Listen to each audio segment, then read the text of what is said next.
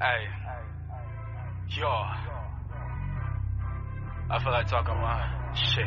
I feel like talking my Hey, mijas y mijos. I'm Drea, and this is Billy. And for those tuning in again and our new listeners, welcome to 220 Something. wow. We're already recording our second episode. This is just so mind-blowing, Billy. Yeah, time is just moving, girl. Anyways, as the weather changes, get cozy as we take you on our journey about two Brooklyn girls from different spaces and places. In today's episode, we will be starting off with our staple sweet and low, which is a quick check-in on how your day or your week has been so far. Sweet being a positive side, and a low being the womp womp womp. We will then transition to speaking about today's topic, which is what do you consider a red flag in a toxic situation or scenario? This episode topic was inspired by an anonymous question submitted on NGL via Instagram. Someone asked us, what is our biggest red flag for a girl? And I definitely said we need a whole episode for that. So here we are about to go in depth. We asked on our other social media platforms, what are some red flags and toxic situations from your perspectives? Because we're also curious what you have to say. So don't forget to follow us on social media. Our info can be found in the description. Ooh, that's right, girl. So let's get to it. So, Billy,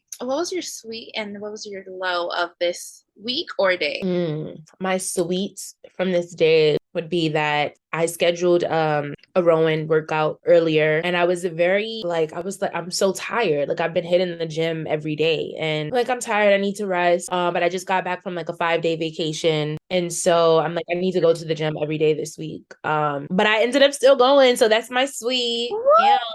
And then my low was getting caught in the rain without an umbrella because my ass did not watch or view the weather for the day. And I went outside, saw it was gloomy, saw it was drizzling, still didn't go back and get my umbrella because I was running late. And I got soaked. And I hate that. I don't care about the rain wetting me. The worst thing that I hate about the rain, because I actually love the rain, it's soothing, is not having rain boots or the appropriate footwear for the rain. So I got caught out. And that snap that you sent me, the whole street fair, like who has a street fair during the rainy weather? Those poor people. I know they got drenched and then the buses was detoured. It's another day living in the city. What is your sweet and low today? So my sweet was be basically, let's see, catching up on some sleep. These two past weeks have been like so much going on, and I'm just trying to like get myself a little bit more organized. So I'm just tired. And my low would be is that Yeah. I feel like my anxiety is acting up because of that. So I really need to like sit down, calm myself, and like, just tell myself that things are going to be okay. Yeah. And things will be okay. And I hear that. Heavy on the anxiety. I know exactly how that feels. Take some deep breaths, drink some tea. That always usually helps me. Oh, look at me over here rhyming like my name is Dr. Look Seuss. at you, Billy. Yes, I will definitely drink some tea, even though I'm not in the mood to, but my anxiety well needs it. Yeah. So, So wait, and also don't think you're gonna get out of this one. Someone has a birthday coming up. oh God. Your birthday is actually on the day that this episode launches. It's not. Your birthday is actually on. Sorry, forgetting my day. Your birthday is actually this week, so your birthday is coming up. Are you excited? Yes and no. Another year older. I was about to say younger, but another year older. But I'm excited Well, it could be younger. It's all about how you view it. It's your perspective. well, that is true. Well, I'm just excited to see my friends, to see you. Yes. Okay. So, Well, make sure, even though this podcast will be up after Drea's birthday, 2 days make after. sure, yes, make sure that you go and show her some love on her Instagram Gracias. and on our account, 220-somethingss. Woo! Absolutely. Ooh. So now we're going to transition to today's topic, which is red flags slash toxic scenario situations. So, Billy, let me ask you this. What are some red flags that are often overlooked? What are your thoughts? Red flags that are often overlooked. Well, as I mentioned before, in our YouTube 20-something questions, everything is a red flag. No, Um, seriously, it is. but some red flags that can be overlooked. Definitely I watch out and I'm aware, so I look out for it. For people who are like low key like controlling or just want to like do everything or have everything done their way. That's like a red flag for me. So I watch out for things like that. Another red flag that's often overlooked, somebody being like they're busy, like, oh, I'm busy, I'm working, I'm always doing this. Like, that's a red flag for me for two reasons. Not because, oh, he's cheating or he's doing something, but it's like you're not prioritizing our relationship. So that's why that's a red flag for me. I agree. I feel like other red flags that are often overlooked would also be like mannerism. Like if you don't open the door for me, if we're together or dating, getting to know each other, if you're not walking on the right side of the sidewalk, like those are basic common sense mannerisms that you should have. And also like the way you greet people in the morning or just the way like you approach a situation if you're having a disagreement. Let's say you're having a disagreement at the end of the day. Are you going to really let your friend, family member, or whoever this person is in your life, like go to sleep feeling some type of way? Yeah, I feel you on that one. But my petty meter says that you really fucked up, sleep, then you might be going to sleep angry because I'm not writing you. But that is a red flag. That is also a red flag. Should we also like point out red flags within like workspaces, family spaces? Ooh. Or do you think like that should be a different episode? That's a whole nother bag of bones. But you can have red flags in your family. You can have red flags in your workplace.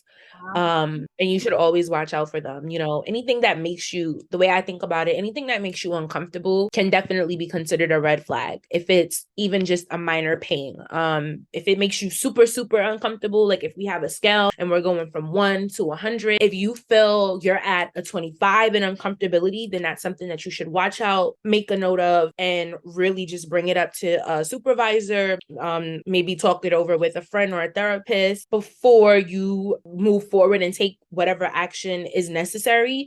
If your uncomfortability meter is at 100, then it is something serious and you should definitely seek help and make sure that it's brought to someone's attention. So I like to go on that type of scale. Like, how uncomfortable does this make me feel? If this was to happen again, I think that's a good question to ask when it comes to red flags. If this was to happen again, or if this was to be consistent, how would that make me feel? Would this become a bigger issue? Would it resolve? Like, what does that look like? Yes. So I think it's really important to ask yourself when it comes to any scenario or situation that you're in, whether it's toxic, red flag, anything, how uncomfortable does it make you get? And what will be the case if this type of behavior continues? Absolutely. You said everything. You were preaching, girl, and I'm over here just nodding my head. Yeah, I agree. So now let's transition a little bit. Do you think you have your own red flags? Because I know I have a few. But that's a different story.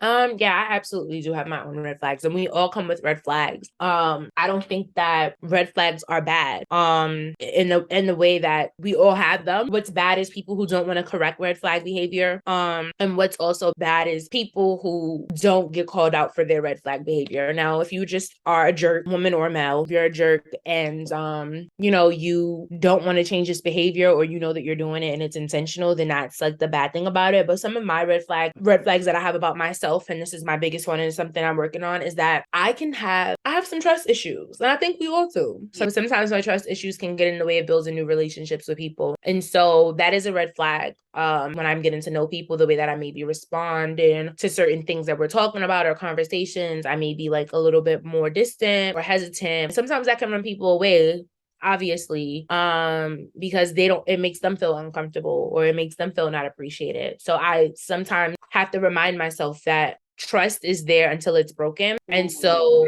I and so I trust the person. I try to give people trust up front until they begin to exhibit signs that they shouldn't be trusted. And then again, as I stated before, this is another one of my red flags, is that everything is a red flag, which is also true, but bad, because then I'm just like, oh, you sneezed the wrong way, I'm out of here. But no, that's petty. I don't do that. But I'm just like, any little thing, if it's like you make a plan with me, if we're like, oh, we're gonna go out this time and we're gonna go to this place, and then you don't follow up, you don't say anything, just kind of like ghost me or whatever, that trust will be broken automatically.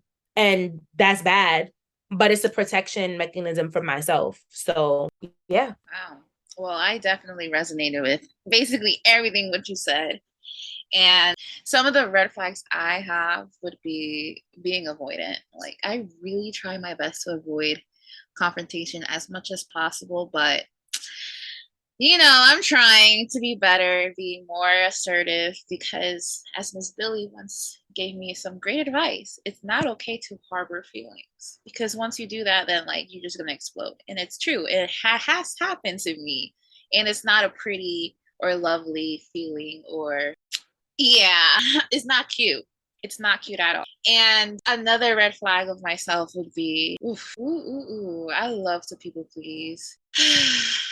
I love helping people, but sometimes I take that too far. And it's like, yeah, you can't pour all of your help out if and not help yourself. Like, at the end of the day, you only have your own back. Like, you can't get sick and burn out trying to help and save everyone. And with that also, I would have to say, I feel like sometimes I overshare a lot when I'm getting to know someone. And I feel like that's a huge red flag. And it took me a long time for me to realize this, because I took a moment to reflect and I asked myself, why am I always oversharing? Like, am I craving to be accepted? And it's like, no, like I should only look for approval from myself. So me this year, 2022, has been trying to make those red flags turn at least yellow. Porque mija. I was like a big bull on a rampage, like terrible. But yeah. Yeah, no, and I and I think it's like you said, it's being aware, and you have to hold yourself to some accountability to correct those red flags. And as you were speaking, I just had like a question that I wanted to pose to you.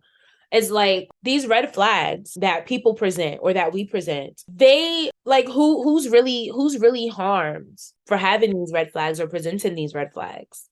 I think most of the time it falls on ourselves, because we should know our worth and everything. Like, We should know that we are worth more. And I agree. I think it does definitely fall on self. And it falls on self in a lot of ways, because even if I'm a person presenting a red flag, like, oh, let's say I am very controlling and I want everything to go my way, and I meet a friend or a guy and that's like a turn off to them, and they're just like, no, I'm not dealing with somebody who wants to be in control and be bossy all the time. I harm myself because I miss out on opportunities to build and grow new connections with people.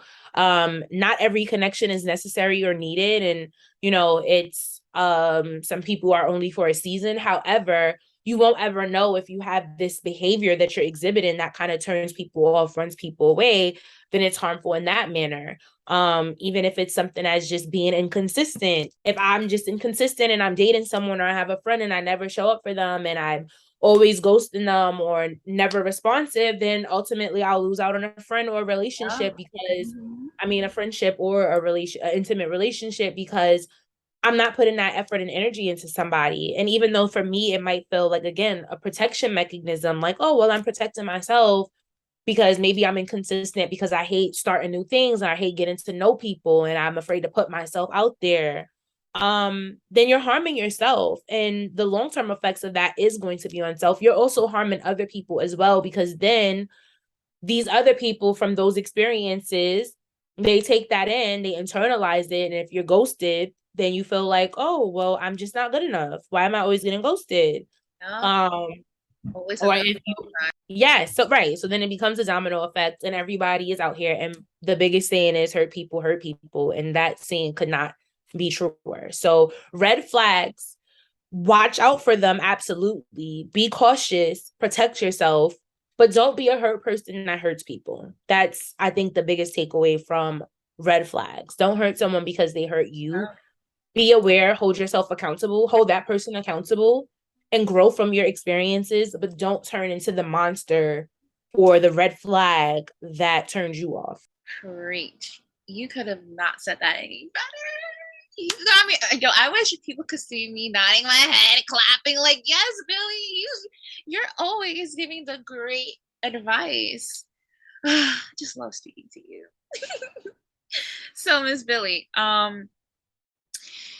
can you share a time or a memory where you experienced a red flag? It could be like you experiencing like from the other side or you exhibiting the red flag? A red flag memory. Ooh. Mm. I just gotta sit here for a second because I feel like there are so many times that there were red flags. And I've gotten better at pinpointing them. Like I said, I'm older, I'm wiser. But in the past, I I in the past, there's just been red flags, and I've just been like dodging them, avoiding them. Like, no, that don't exist. And it said, no, bitch, or whatever. I'm gonna catch you. And it caught me. Can't jump to you. Right, it's gonna catch up to me. Yes, a red flag. I was dating somebody, and no names will be revealed to protect the not so innocent. But I was dating The ghost. the ghost from the past. I was dating someone, and it was just like it was just a toxic situation altogether. But we would talk, and then they would disappear, and then they would come back, and they would come back with this elaborate story, like, oh, like such and such, this happened, like whatever.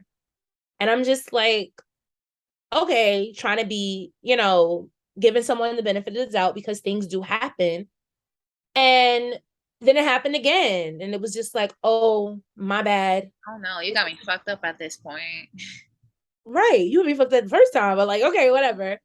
And so it was just really bad because it was like, this was like a big flag. Like, this was just like right in your face, girl. The red flag couldn't be any bigger. Like, right in my face. Like, what up? I'm the red flag. What's up? Like, okay. But I'm colorblind. Let me stop. Basically, I didn't have my glasses on. I didn't have my bifocals or something. But girl, it was just horrible. I mean, this obviously the situation didn't work out and it didn't go anywhere. And I just had to be like, listen, you can't just keep playing in and out of my life. And I hate inconsistency. I don't like that. I don't like people who don't put in effort. I don't like people who are inconsistent. And I don't like people who are liars because clearly all of above on the top being told. Right, exactly. It's looking like a D, all of the above. Yeah, because we already in our 20-somethingss and we still acting this way. So yeah, basically that relationship wasn't a relationship. It didn't go anywhere, and it ended because I realized, like you said, it's going back to your worth. Do I deserve to be treated this way? The answer was no. Not. The question number 2 was, would I treat somebody like this? It was absolutely not. And so the third question was, what you gonna do, girl? And it was run. And I ran, and I didn't look back. She ran. She said, go, I'm gonna run to the other side. So yeah, that was that. And I think we all can relate or have situations like that. Yep.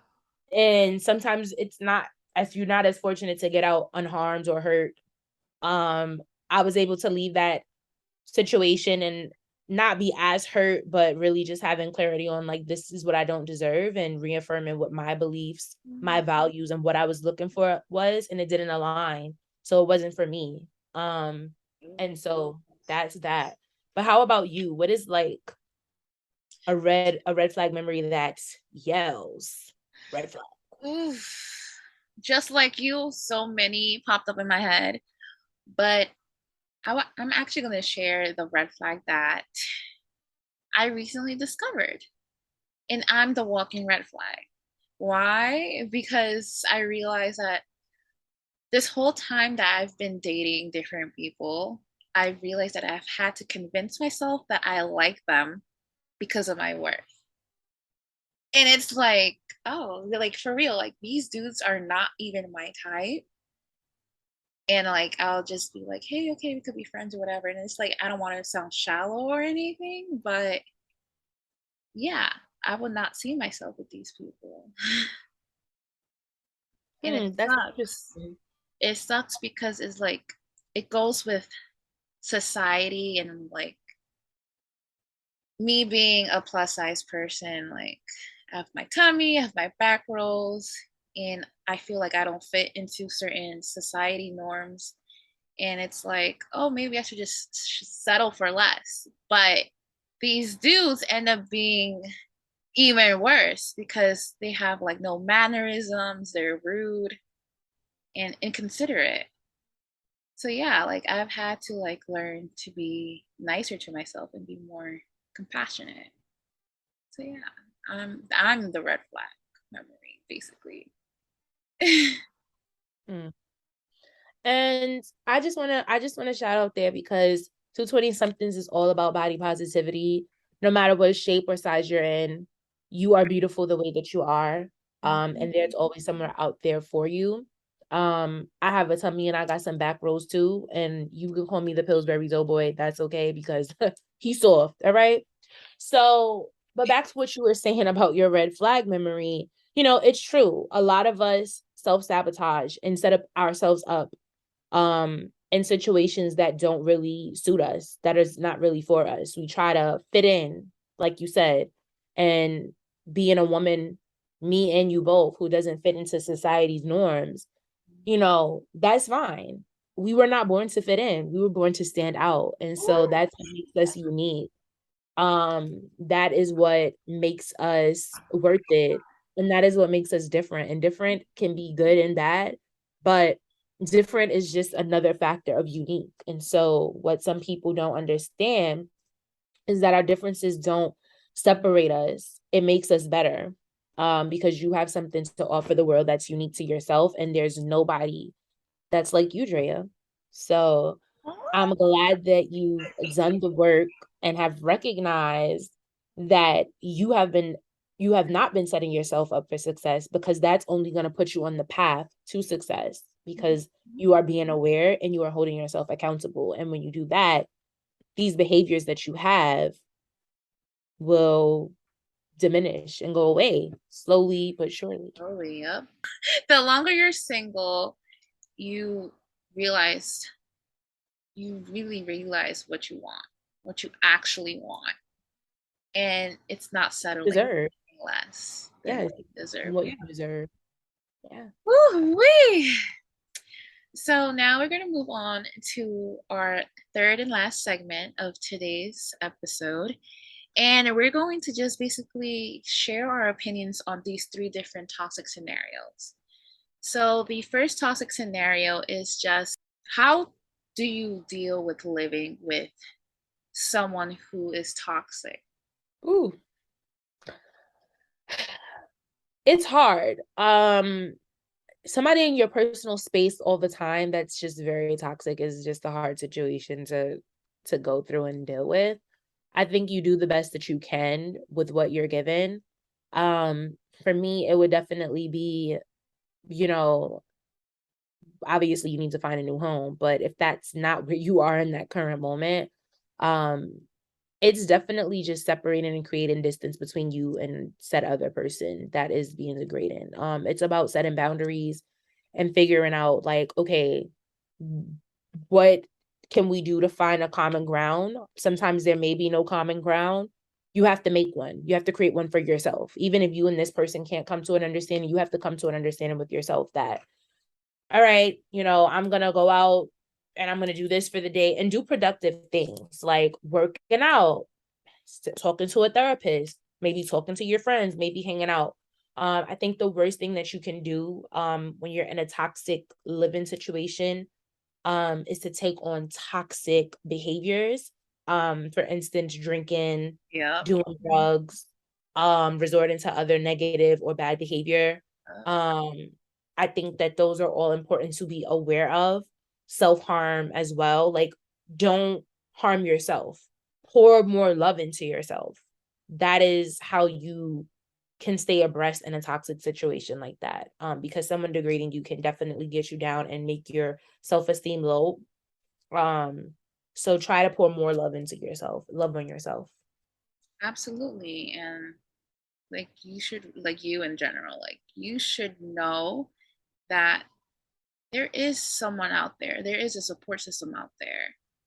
For example, like maybe this is too TMI, but I feel like in my own home space, I don't have enough privacy, and like it could get very toxic. And like you mentioned, it's your job to create a basically a bubble to protect yourself, because at the end of the day, you only have your own back. So if you feel yourself like having a crisis coming on, like you find yourself sleeping a lot more, you find yourself more irritated, or you feel yourself like sad or hopeless, like I know it's hard and it's easier said than done, but try your best to just like step out of it for a moment. And yeah, just know that there's a support system out there. So the second toxic scenario that I would like to know perspective on would be working with people who discount your worth. Not doing it. I want to say that the old me would have said it really depends on the situation. Because I think that you can work with people in your home life, you can work with people that are your friends, you can work with people at a job. Money is important. So when it comes to a workspace, I would say definitely speak to whoever is discounting your worth. If it's your manager, then speak to the HR people, or speak to your manager's manager. If it's a teammate, speak to your manager, speak to people above you. Don't let people discount your worth. You know what you're worth and you know what you deserve. You don't deserve anyone to discount or discredit the hardworking, motivating, ambitious person that you are. In a friendship, definitely not. Me and Drea, we work together on this podcast together. We don't discount each other's worth. We build each other up. We have these conversations that are inspiring to other people, that are inspiring to ourselves as we continue on this 20-something journey. Don't let people do it. That's all I would have to say. If I had someone that I was working with that was discounting my worth, we would no longer be working together. Or I would, like I said, do my best to reach out to resources if it's in an internal workspace to get help to make sure that this is no longer a thing that's happening.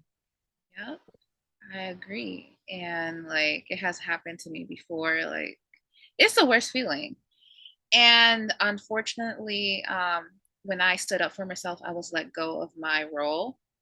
But at the end of the day, I soon came to realization that it's not me. I did everything perfectly. It's just the whole company as a whole, like they don't follow the values that they said they had. So, and if it's not for you, it's not meant to be, and it's okay. That's part of life. You learn, you grow, and you move on. Yes. So, What's meant for you will be for you. mm-hmm. And the last toxic scenario that I would like to bring up would be having friends who don't believe in you. What are your thoughts, Billy? Whoa. Not having friends that don't believe in you. For me, this is super toxic, and friends who don't believe in me are not my friends. Those are not your friends. They are not your friends. Those are either frenemies or they're just straight up enemies. And even though the people say keep your friends close and your enemies close, I don't believe in that bullshit. Sorry, not sorry. If you are an enemy, if you are a frenemy, you are not going to be in my safe space, because that is the boundary that I have to protect myself and to protect the people that I love. I create a safe space. And if you don't believe in me, for whatever reason, I don't care if it's because you don't like my hair, if it's because you feel like I lack skills, if you feel like I don't sound the way that I should sound, or I didn't work the jobs that you feel like I should have worked. If you don't believe in me, that's just like that's a big red flag, and that's super toxic. And I wouldn't consider you a friend.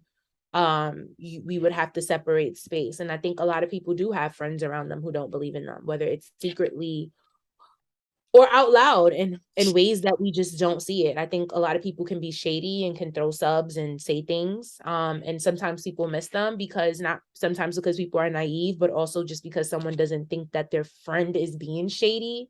But I think in this generation, we use the term friend too loosely. Mm-hmm. And like Drea shared earlier, sometimes you overshare, and that can be harmful to you if the person doesn't have the right or the best intentions. And I do tend to overshare as well. So I chat a lot. As you can see, I haven't stopped talking yet. But yeah, don't keep people around you who don't believe in you. That's just bad energy. It doesn't help you be successful, and it creates doubt. And doubt is the worst. Doubt is the blocker of anybody being successful, whether it's yourself doubting you, and we have a lot of self-doubt already.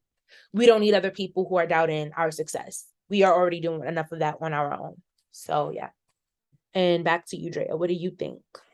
Yeah, definitely. I am a very highly sensitive person, so I take everything personal. Well, I used to take most of the things personal. I'm trying not to anymore, but like I will often feel away because ever since like 2014 or as long as I can remember, I've always like I enjoy creating content and like I would always be so friendly with everyone and think like, oh, everyone's my friend, but no, you need to learn that there's friends for certain things and then there's also acquaintances and people you just know. And not everyone who knows you is going to support you, and you have to be okay with that because sometimes strangers are even more supporting than those around you. It's a hard pill to swallow, but sometimes it be like that. Yeah. Yeah, I do. But I be rooting for everybody, near or far. Just keep your toxic behaviors away from me. Bye. No, that ass for real. Bye now. Hmm. Well, Miss Billy, this we've reached the conclusion of today's episode. Episode 2. IBOC. We did it once again, girly. Yes, we did. And we thank all of our listeners for checking in, staying in tuned with 220-somethingss. Please remember to check all of our other social media platforms, including Instagram, TikTok, Twitter. I think that's everything. Our YouTube channel, girl. Yes, sorry. Wow, whoopsie. In our YouTube channel, we will be releasing a new episode next week. We do have a 3-minute makeup challenge, so you don't want to miss that. That was hilarious. And I think that's everything. Do you have anything else to add, Drea? No, boo, do you? No, I don't. Just make sure that you like, comment, and subscribe to our other social media platforms to stay in touch with what we're doing in the 220-somethingss. Yes, we love y'all. Bye.